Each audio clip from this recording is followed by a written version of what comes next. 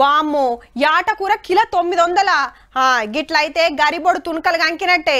తుణకలైంది బోటి తలకాయ కూడా తినలేరేమో పో. నెరీ నడమనైతే మస్తు పెరిగిందబ్బా రేటు.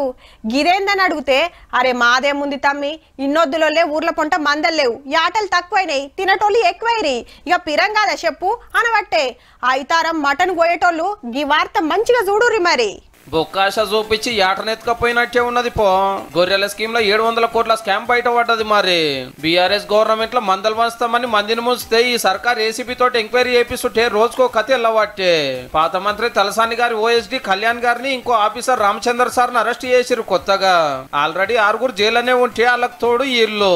కేసు ఎట్లా బయటకు వచ్చిందంటే మనోళ్ళ కాడ డీడీలు కట్టించుకొని ఆంధ్రాలో గొల్ రేపించి ఆసాముల అకౌంట్ లో పైకం వేయకుండా దొంగ అకౌంట్లు తీసి అన్లేసుకున్నారట ఉత్తములు. 2 కోట్ల 8 లక్షల రూపాయలు మింగిన కథ కొత్త గవర్నమెంట్ వచ్చినాక బయట పడితే ఆఫీసులో కాయిదాలు గలబెట్టిరు సాక్ష్యాలు దొరకద్దని. అంతేట్లనో ఉన్నదని కేసుని ఏసీబీకి ఇస్తే గొల్రా స్కామ్ తిత్తిదేసి కైమా కొడుతుంటే 2 కోట్లు కాదు 700 కోట్లు అంతే వెళ్ళిందన్నట్టు. 700 కాదని 4500 కోట్ల గొర్రెల స్కామ్. గొర్రెల్లో, చేపలల్లో, లిక్కర్ బిజినెస్ లో, ధరణిలో, కాళేశ్వరంలో దేంట్లో తిన్నదో అడగాలి మనం ఇప్పుడు. కానీ తుణకలు తిన్నంత అల్కగా పైసలు తింటుంటే అప్పటి సర్కార్ పెద్దలు ఏం చేసిర్రో. ఏ గడియల స్కీమ్ చాలు చేసిర్రు కానీ పెద్ద స్కామే జరిగింది.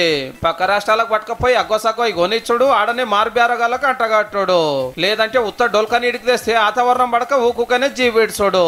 సాదలేక అడ్డికి పావుషేరు కాడికి అమ్మేస్తున్నారు చాలా మంది. గల్ల పంచిన కూలరు అట్లనే ఉంటేనా ఇవాళ ఏ ఊళ్ళో చూసినా మందలకు మందలుండు, యాటకూర అక్బక్ దొరకు. ఇంకా గమ్మత్ ఏందంటే 82,000 మంది తాన 359 కోట్ల రూపాయల డీడీలు కట్టించుకొని గొల్రి అని గులాబీ పార్టీ వాళ్ళు అట్లెట్లు ఇయ్యారని ఈ గవర్నమెంట్ మీద దుంకులాడుడే గమ్మతున్నది పో.